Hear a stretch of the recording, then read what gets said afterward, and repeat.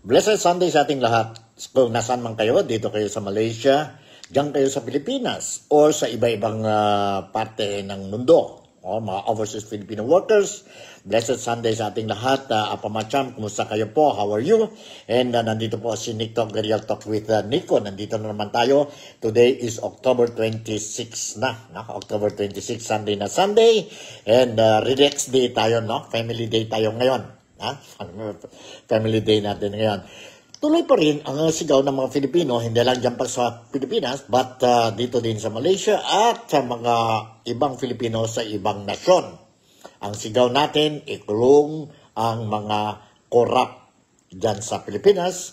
Yon involved sa anomalous projects ng flash control projects dyan po sa Pilipinas. At saka mga iba-iba pang mga anomalies, no? Anomalies that involves and makes ang resulta, it makes things more difficult sa buhay ng mga Filipinos.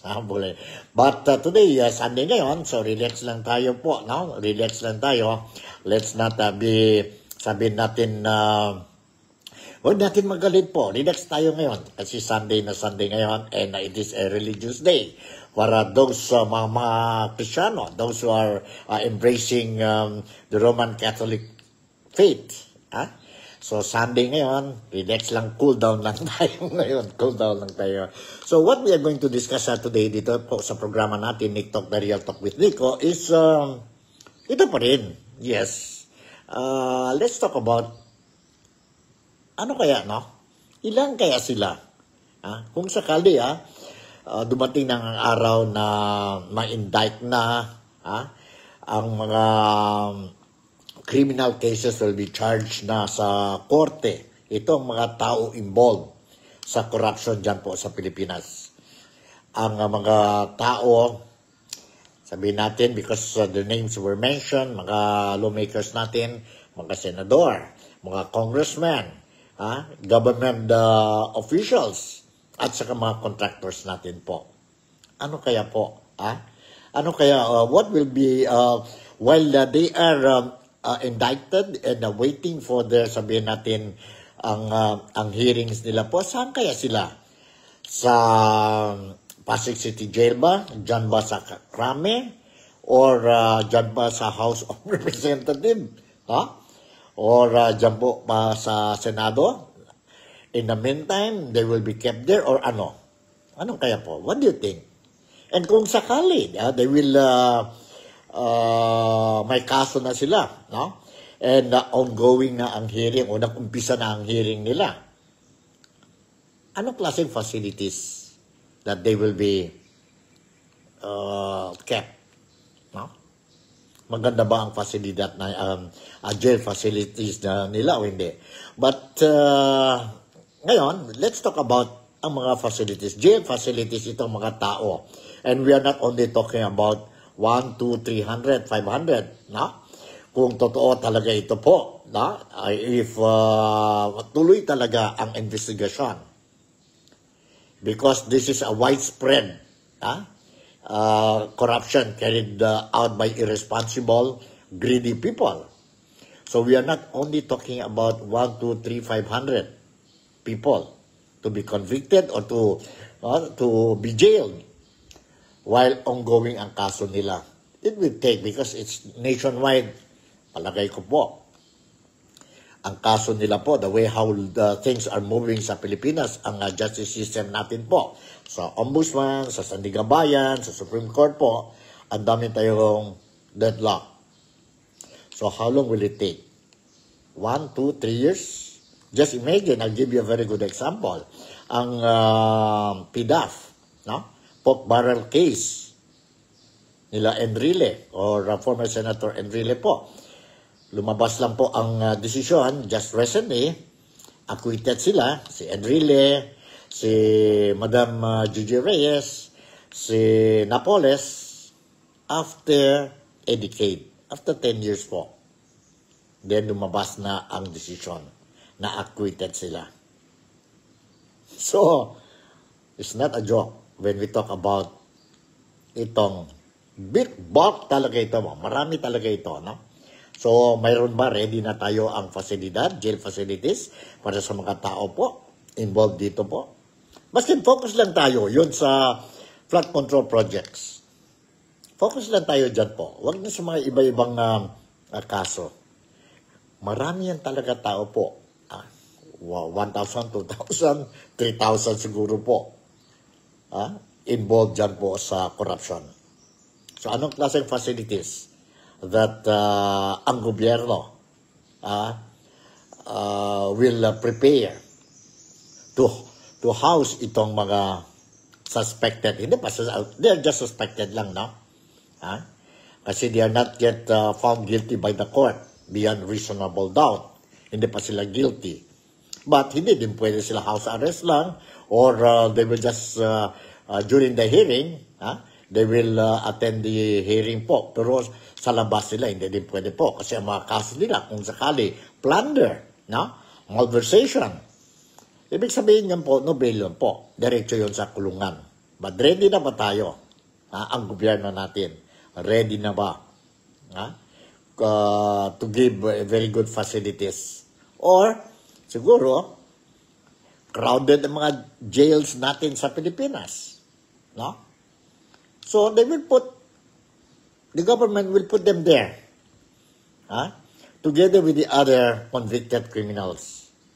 Individuals dyan po sa mga city jails, siguro sa Bilibid ba, or other penal colonies natin sa Pilipinas. Sa Zamboanga, mayroon tayong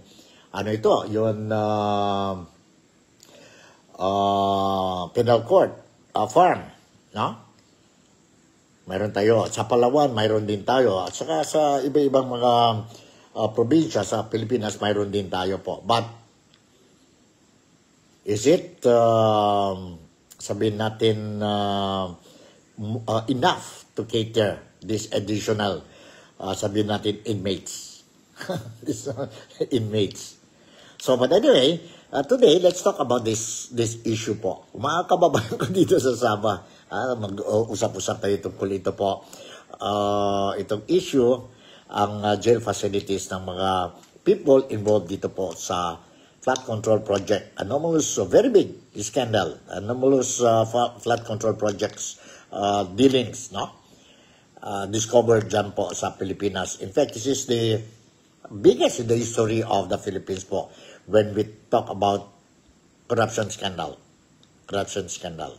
So this time, ngayon po, I will give you, since we will be talking about these facilities po, this week, or last week po, lumabas ng gobyerno ang Department of Interior and Local Government, or DILG. DILG, spearheaded by Secretary Jovig Remulla. He came out sa media, sa publiko po, informing the public na may ready facility tayo. Those indicted na po dyan sa flood control projects, may facilities tayo po dyan po sa Quezon City Jail ba yun? Quezon City Jail. Because they cannot be accommodated dyan po sa Camp Crame, because ang jail facilities dyan po sa Camp Crame is only for yung mga high profile din, yung mga kidnap suspects, no? So, doon. So, ang mga jail facilities natin, city jails natin po, matagal na. We have been talking about overcrowded na po. So, may nag-renovate sila. Ang DILG, nag-renovate po. Ang isang prison facilities, jail facilities dyan po sa Quezon City. And it was built during the time of former Speaker Sonny Balmonte. No, nandun na yun po. But what they did now is they renovated it. And anong klaseng facility po? Special ba yan or parehas din? And can the other, sabihin natin, suspects will be accommodated dyan po sa facilities, or exclusive talaga ito dyan po lang sa involved sa flood flood control projects anomalies or scandal. Let's listen to this. May video clip tayo dito po kay Secretary Jovic Remulla, wherein he invited the press. Tapos napakita niya po anong facilities natin mayroon po for these people involved sa flood control project. In the meantime, while they will be indicted and then while waiting for their hearings sa korte po, so they will temporarily be sheltered dyan po sa bagong jail facilities dyan po sa Quezon City. Sa Quezon City po. So, nandito ang video clip, and I think mga kababayan ko dito po sa Sama, they also want to see for themselves kung anong klaseng facilities po. And then after you watch this video clip, kayo nang bahala po to assess or give any comments po. Give your own assessment, your comments po regarding itong facility po. Do they deserve this kind of facilities? Or kailangan pantay-pantay tayong lahat? Mga inmates dapat pantay-pantay. Mayaman ka ba? Or mahirap ka ba? As long as you violated or you committed crime, then you have to face or same facilities that you're going to enjoy po inside sa city jail. Nandito, let's watch and listen to this video clip that I prepared for all of you po today. Sunday po, no? Okay, nandito na. Let's watch. Watch carefully, mga kababayan ko dito sa Sabah. Some of you, maybe you saw this thing already. But for those who has yet to see itong video clip po, this is the time for you to see and judge na kayo po. Judge na kayo kasi Nick Talk Daily Talk with Nico is here only to pass the information sa inyo po. Information, whatever informations po. Kasi kailangan din mga Filipinos dito. I totally believe, kailangan ng mga Filipinos dito sa Sabah, to also, malapit na tayo sa Philippines, to also know what is happening in the Philippines. Kung mga ibang overseas Filipino workers sa ibang nation po, they can get ang news, why not dito po sa Sabah? Kaya nga nandito ang Nick Talk, The Real Talk with Nico, to give you these informations or mga news po sa Pilipinas. So, let's watch and listen to this video clip.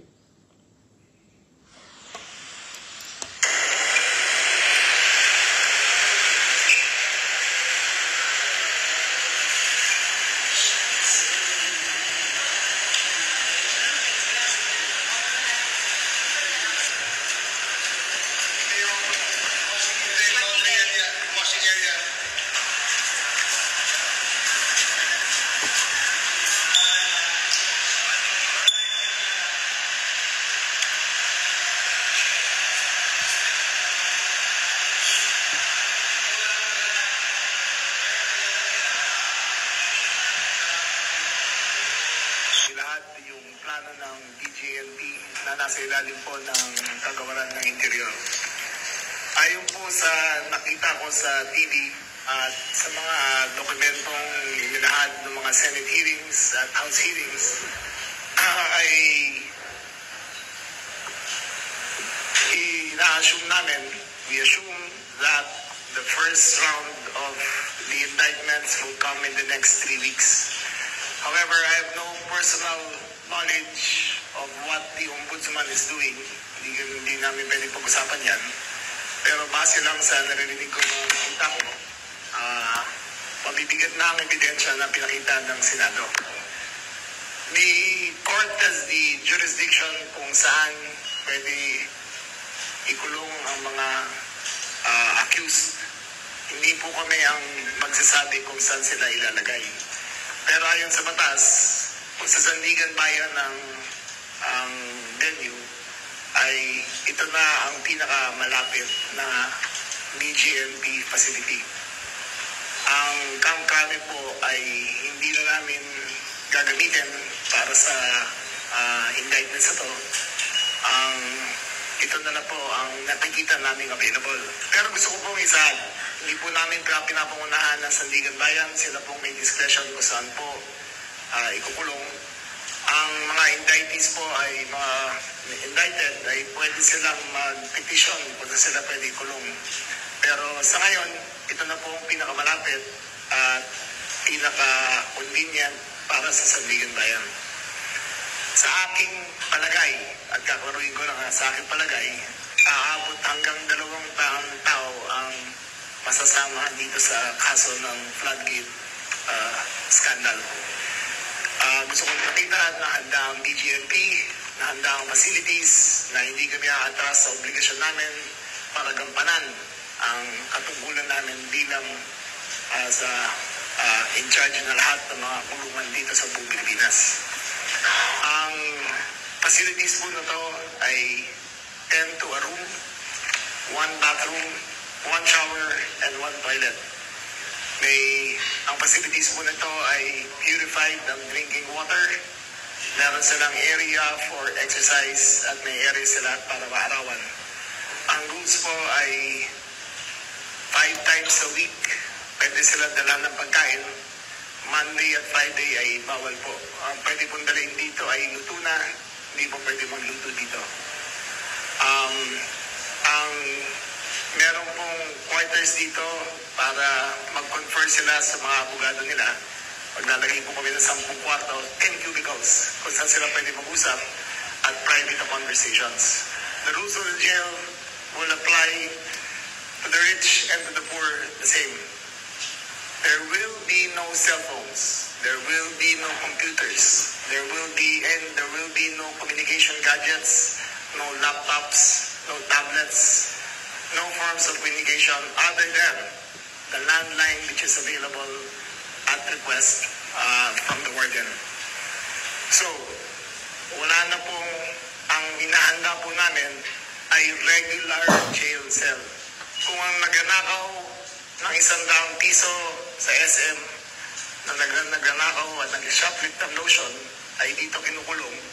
Yung nanakaw ng bilyon-bilyon ay sa aking palagay ay dapat dito na rin sila ilagay. So, do you have any questions? So yun po, ang statement made by Secretary of DILG, si Secretary Jovig Remulla last week, this week. So, wow, maganda, no? Purified water pa, no? It's not tap water.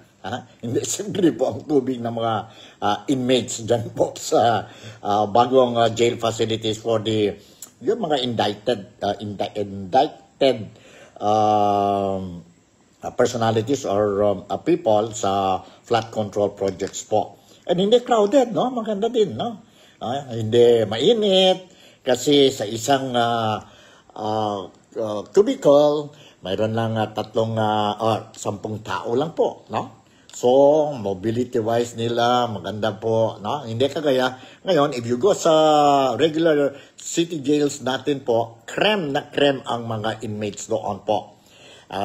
It was also reported, no? Alam natin po na mayroon din mga city jails natin sa Pilipinas na they take turns in sleeping kasi hindi nakasya po ang space nila to stretch talaga sila when they sleep. So, some of them are sleeping sitting down and then they take turns, no? Ilang oras isang inmate will sleep and then tayo na naman siya and another one will occupy this space po. Kasi crowded na crowded. Pero dito po, sa bagong facilities, dito sa mga magnanakaw na nagnakaw sa atin by millions, no? By millions, or billions, or even trillions, maganda ang facilities nila, no? Purified water pa po, no? And sabi ni Secretary Remulla na hindi lang ang mga indictees, no? But those who are also caught, sabihin natin nagnakaw sa mga malls natin, may mga kunting-kunting bagay items po, no? Then they will also be accommodated dyan po sa bagong facilities. Sa palagay ninyo po, totoo ba yun po?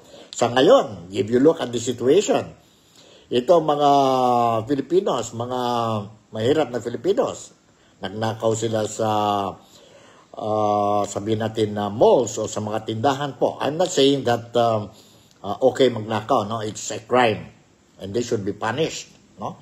They should be punished. But 24 hours, within 24 hours, kulong agad-agad po. But itong mga tao na nagnakaw, mga politicians, mga congressmen, hindi lang congressmen ngayon, but ang pangalan nila is contractor. No? Nakaw sila ng ilan-ilan na milyon sa taong bayan. No?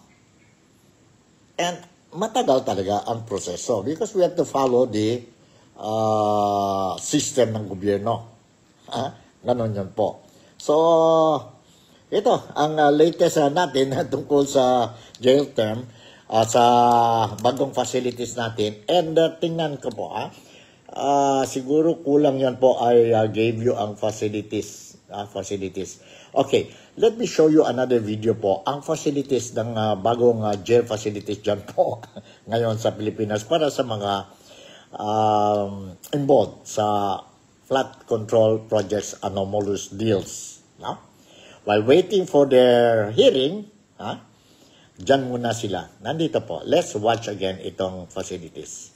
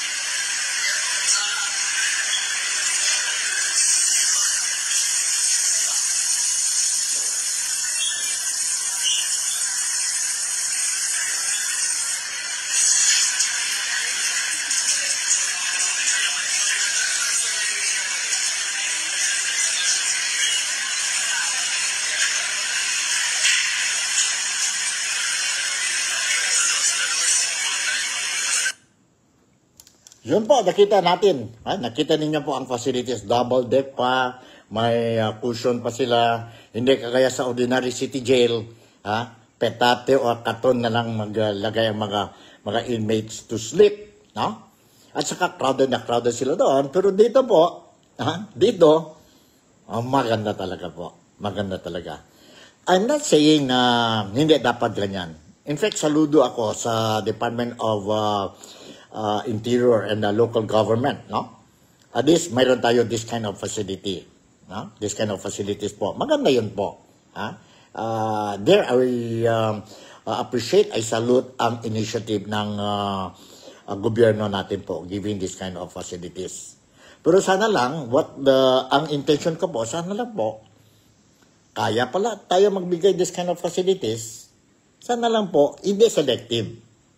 Nag-improve din tayo mga city jails natin. No?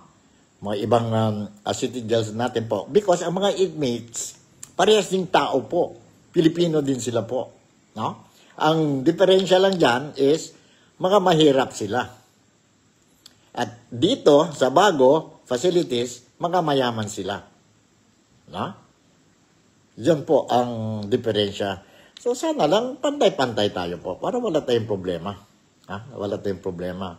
And sabi ni Secretary Remulla, within 3 weeks, kalimutan na tayo within 3 weeks po. Kasi no less than the ombudsman, bagong ombudsman natin, ang kapatid ni Jovic Remulla, already announced that they're optimistic that filing of cases will be most likely by finalized na po by before Christmas or before the year ends po. Before the year ends. So, sino-sino dyan po, they will host ang mga inmates dyan po. Sino-sino mga inmates sa bagong facilities? Sana lang po, ang mga senador, ang mga congressmen, ang mga government officials po, at saka mga contractors. Mga contractors. So, kailangan din sila dapat, okay ang facilities nila po. Okay ang facilities nila. Kasi, mayaman sila may dignidad sila Congressman yun. Senator yun. Hindi pwede give them this kind of facilities katulad sa mga ordinary inmates sa mga city jails natin. So, yun po. Kayo, palagay ninyo po. Tama ba ito or hindi? But anyway, nandyan na po, nag-prepare na ito. So, if you talk about accommodation of this facility, mayroon na mga 800 yata, they can accommodate po. I think kulang yun po, no? Kulang yun, no? Because we are talking about the nationwide spread na yun po ang itong issue po, and I think it will involve few thousands of suspects. So, saan tayo maglagay sa kanila po? Unless you speed up, pero mahirap din, no? Mahirap din. Mahirap din po because it will take time. Sabi ni Ombudsman Remulla, he will try to cut down talaga po ang ang proseso para i-convict agad-agad po ang mga suspects sa korte. Sana lang po, totoo yun din po, no? Sana totoo lang yan. Because you have to think, by next year, 2026. Tapos, pagdating na sa 2027, medyo iba na ang senaryo dyan po dahil darating na ang 2028 presidential election or ang general election sa Pilipinas. And when it comes to politics, sa election na po, ang daming pwede mangyari. Ang daming pwede mangyari. Okay, let's talk about ilan rooms ba mayroon dyan po sa facility. Let's listen again to Secretary Jovic Remulla. Ilan ba talaga ang capacity ng bagong facilities dyan po? So let's listen to this. Nandito ulit si Secretary Jovic Remulla. Facility from Sandigan Bayan. Gaano ka-ready itong facility na to and ano po ba yung maximum na capacity nito? This building has 80 rooms available and it can accommodate up to 800 na kasya rito. But ang regular use namin dito ay 10 to a room. So may female dorm kami, may male dorm kami. Kahit mag-asawa, hindi pwede magkasama sa isang kwarto. So ready kami for 800 people. With the addition of, anticipated mga 200 yan if ever. Anticipated lang, anticipated 200. Kung bukas ang indictments, handa na kami. Accommodate sila dito. May plans po ba tayo to increase din yung mga personnel natin dito? Para facilitate ba? Yes, makakasagot yata si Joe. Very much po. Handa-handa po ang BJP. Katulad po na nabanggit ng ating Secretary Jovic Remulla. Meron po kami mga pag-graduates dito po lahat. Dito po namin dadalhin. We are ready po yung personal complement Jewel Nation Facility po. Alright, ready na sila. Thanks God. Ready na sila po. Para sa mga special inmates natin. Special inmates natin. Okay, what to do? Ganon na. But it's good na may magandang facilities tayo po sa mga special inmates. Can we call it special inmates or ano? Or is another, sabihin natin, selective. Selective lang po sa mga inmates. Mga mahirap, dyan sa mahirap na selda. Ang mga mayaman, dapat dito sila po. Kasi mayaman sila po, may pera sila po. Ganon ba yan? Sa palagay ninyo, what do you think? What do you think? Fair ba ito or unfair? So, kayo bahala. Kayo mag-assess, kayo mag-judge po. So, saan ba ito galing itong building? Did they immediately build it up ngayon dahil sa, sabihin natin, itong exposure, no? Ginawa ang presidente natin po, sabi niya, is not happy with what is happening. Ano daw nangyari? Bakit ganito talaga? Huge ang sabihin natin ang korupsyon sa Pilipinas. Saan talaga ito nakumpisa? And ang question dyan po, some of the public are saying, agad-agad ba ito building they constructed or renovated lang ito? Nandito ang explanation ni Secretary Jovic Remulla po. Hold on nandito po. Let's listen to this. Ang nagpagawa nito ay si Speaker Belmonte pa. Matagal na to. Pero ngayon, i-renovate at pinagandaan na namin ang eventuality kung kailangan ng sandigan ng kulungan ay handa na itong Quezon City Jail Facility. Yan pinabanggit kayo kanina na hindi pinangunahan ng Sandigan Bayan when you just... Kasi in the end sila ang arbiter kung saan ikukulong Sila yan But the conditions are that it is the facility closest to the hearing center.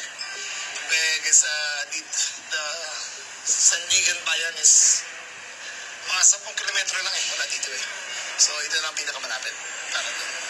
How many are we expecting Muslim? Binabanggit ko marami tayo. Ang hula ko lang ay lalagpas 200 ang indictments na darating. So hula lang yan So based on the Senate hearings. Pero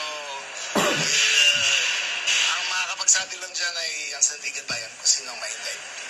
Yung 200 na yun, mga... From based basihan sa Senate hearings, ang nakikita kong may indict dyan ay mga DE, congressman, senator, contractor. Contractor, yung congressman na contractor. Ayun ang nakikita kong may indict. So lahat sila sama-sama dito, kahit mga senador na posibleng ma-indict? Kailangan kasi pakita natin sa tao na patas ang batas Na porque senador ka na mayaman, na may kaya, na binoto ka, kung may batas kayong nilabag, yung nagdanako na 100 piso na lotion sa SM, dito kinukulong, dapat yung nagdanako ng daan milyon at bilyon, dito na rin sila ikukulong. Habang waiting trial. You mentioned something about hospital arrest kasi normally, kapag halimbawa na-aresto, normally nagkakasakit. So magtatayo kami ng infirmary dito na which is the same quality as the hospital they choose, then they can bring their doctors here para alagaan sila. So hindi na Oh wow, maganda no? Yun na mga may sakit, mga inmates, mga senator natin, mga congressmen natin, mga engineers natin, mga contractors natin po, kung sakali masakit sila dyan, o may sakit sila, no? They need medical attention po. No? Ang gobyerno, itong facility po, they are going to put up a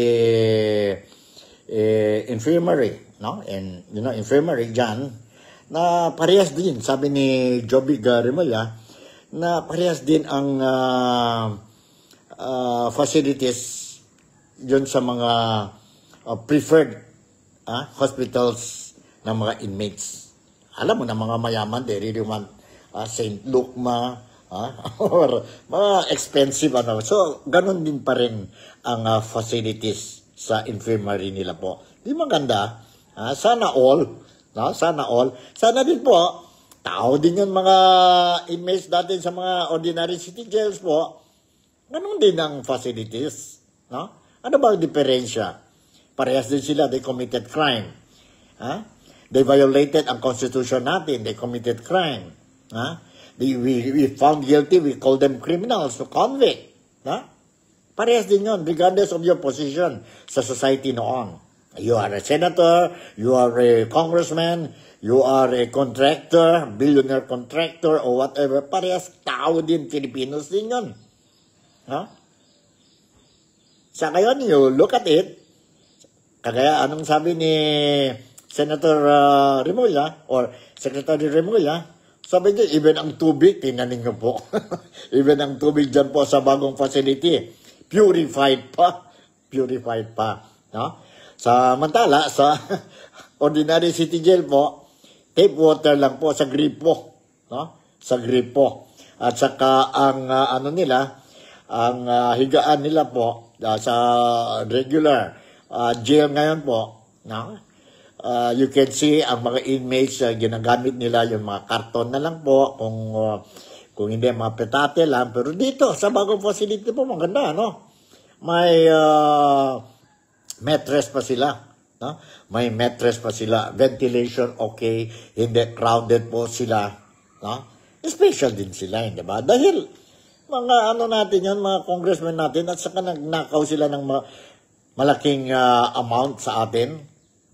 Samantala, yung mga inmates dyan po sa ordinary city jail, ang nakaw nila, konti-konti lang po. At saka, hindi talaga wala talaga yung big impact, impact sa publiko po ang nakaw ng mga ordinary inmates. 1,000 worth of goods, dahil nagnakaw sila po dahil may sakit ang mga anak nila po, no? Although the crime is still the crime, no? They have to pay for it. I don't condone yung crimes they committed. They have to pay for it po. Kasi that is against the law. Against the law po. So the only thing is we are just comparing ngayon ang facilidad. Sana lang po, no? Sana lang po. Whatever you are giving this kind of facilities sa itong bagong kind of inmates, sana lang po in the future, wag na natin sabihin ngayon, in the future po, i-upgrade din ang facilities sa ibabang city jail. Kasi when we talk about city jails po, no? Hindi ibig sabihin convicted na sila po. They're still waiting for the trials, no? Sa korte. Hindi pa sila kriminal. They will be only called criminals kung na-convict na ang korte sa kanila or sa kanila for the crime they committed. In the meantime, temporarily, they are kept inside or behind bars while awaiting ang hearings nila. No? While awaiting ang hearings nila po. Temporary, sabihin natin, ang freedom of movements nila, na-cut muna po.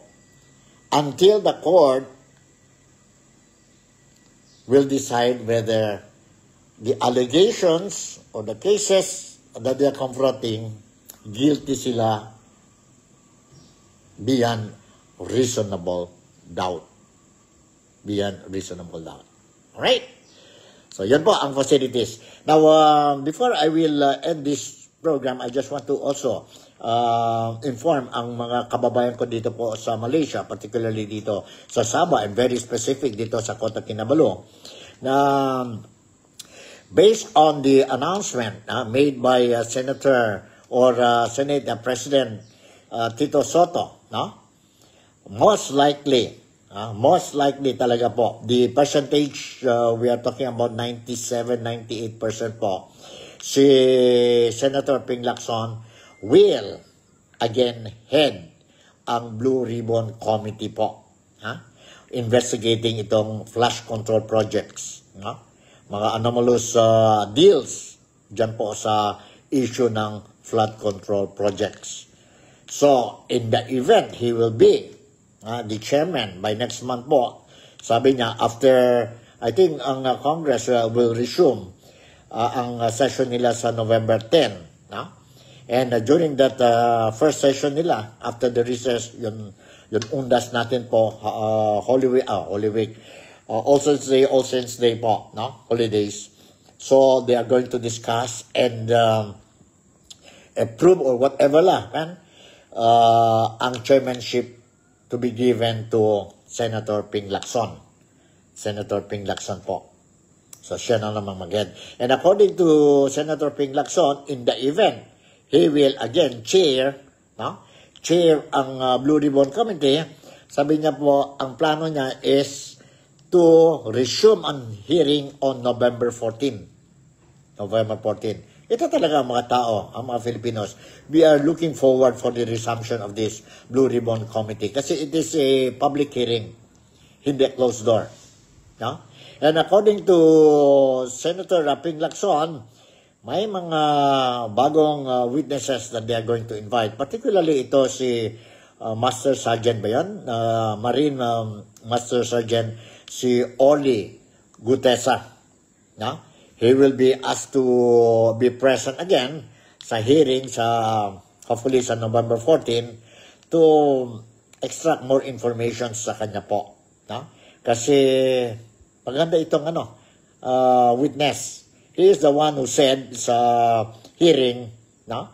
Sa hearing that isa siya sa mga escorts ni Saldico and they were asked to deliver 35 suitcases. Allegedly, ang laman ng suitcases po, cash money. No? Deliver sila sa bahay ni former Speaker Martin Romualdez. Martin Romualdez po. So that's the time wherein na-connect na po. That was the only time na-connect talaga si Martin Romualdez po dito sa scandal. Dito sa scandal. And don't forget, si former Undersecretary ng Department of Public Works and Highways also mentioned in his affidavit when he appeared sa hearing, previous hearing po, na may involvement si Congressman Saldico. And si Saldico is now nowhere to be found. He's outside the country. No? Outside the country. And invitations to attend the hearing by ICI, no? Lumabas na po, but wala tayong reply. Wala tayong reply. And may big question mark ko dyan po. Yun, sabi ng ICI, ang spokesperson nila po, si Brian Osaka, sabi niya po, they are still now, no? Trying to establish ang address ni former Congressman Saldico sa ibang nation po. Parang, it sounds funny. It sounds, I cannot believe na ganito ang way of thinking ng ICI po. Knowing the fact that he is already hiding po, do you think you can still get the address? No? Because according to Osaka, na kailangan nila yung address so that they will send another invitation letter or subpoena kay Saldico. Do you think logic enough yun po? Bakit siguro? Why don't we try to ask the assistance, help from Interpol? Kung nasaan man siya po. Kung may Interpol sa, let's say for example, sa may mga balita-balita na he's in Spain, no? So why don't we, kung mayroon tayong cooperation or good ties with the Interpol dyan po sa Spain, why not ask for their assistance? Dahil, or rather than salita lang tayo sa publiko, sabihin natin, sige, we are trying to establish ang address niya because we want to send him a letter of invitation again or supena ba, no? For him to come home and attend ang hearing. You think si Saldico will that be stupid enough to reveal ang location niya po, ang address niya po? I don't think so po. Mahirap yun. Mahirap yun po. So you have to do something. Do something po na ang ICI. Medyo duda din ang mga tao sa ICI dahil the other day, they mentioned that they will open up ang hearing to the public. But after 1 or 2 days, lumabas isang statement na naman from ICI. Sabi niya, hindi pa pwede, no? Dahil they have to do the preparations. So na po, do not open your mouth kung hindi pa kayo sure. Bigla na lang open ang mouth ang commissioner ng ICI, si Atty. Andres Reyes. Sabi niya, next week, we will open ang hearing. May schedule kami next week. We will open ang hearing to the public. And then after 1 or 2 days, hindi pala kami pwede mag-hearing next week. And kasi we still have other things to do. And of course, we have to prepare for the technical works on making this hearing public. Sana lang po, naghintay na lang muna po before making the announcement. Kasi you gave a false hope to the public. Now, if you continue to give this false hope to the public, po, mas lalo na manggalit ang mga tao. Because ang mga tao po, we keep on shouting. Ikulong. We want results. We don't want pledges. No? Promises, empty promises. Walk tall. Turn your words into action. Hindi lang salita ng salita. You cannot blame the public if this is the way how we think. No? You cannot blame us. Galit na. That's why, grabe na po, the number of people attending ang mga demonstrations dyan po sa Pilipinas is rapidly increasing. Mayroon pa tayo po, expected demonstration po sa November 30. A big one. Sana lang po, no? Sana lang po the government will realize of ang mga shortcomings nila po. Ang mga shortcomings nila po. So, yun. So, ganito na lang siguro. Sunday ngayon, sabi ko, na relax lang tayo po. Relax lang, be calm, and wait what will happen next week. But before I will conclude itong Nick Talk, the Real Talk with Nico, sa mga senior citizens natin po, no, I just want to remind you, be it nandyan po kayo sa Pilipinas or sa labas ng Pilipinas, mga overseas Filipino workers, and 60 and above na po. Kailangan natin itong sabihin natin senior citizen card. Bakit po? Magandang mga privilege dyan po sa kung may ID tayo sa senior citizens card po. Punta tayo sa mga restaurant, mayroon tayong discount. 20% yata yon. If you want to travel from one province, from one city to the other city, sa Pilipinas po, may 20% discount tayo po. Kung may mga queue, may special line para sa mga senior citizens po. Special attention sa atin po. But the thing is that, maybe not all, for example, sa mga hotels po, no? Some will accept even wala kang ID, senior citizen ID po, but you present a proof that you are already senior, then they will give you discount. But other outlets, establishment po, they really require ang identification card, no, ng senior citizen. See? Let's say, for example, itong mga LRT natin, ang train natin po, they accept as long as mayroong age dyan po, any document po to prove na you're a senior citizen, saka mukha mo po, matanda na, no? They give you the discount. But some, they don't. Some outlets, they don't. So, it's always best na mayroon tayo itong document po. Senior Citizen Card ID. And how to get it? Hindi mahirap po. Hindi mahirap. So, before I will conclude, let me share with you itong video clip po to remind ang mga kababayan natin po na importante, mayroon din tayo Senior Citizen Card. Senior Citizen Card, may e-gov app na ba kayo? Kung wala pa, ako mag-download na kayo dahil libre at automatic na makukuha dyan ang inyong digital Senior Citizens ID. Kailangan lang i-download ang app at mag-register. At kapag na-detect ng sistema na senior citizen na kayo, wala, may ID ka na.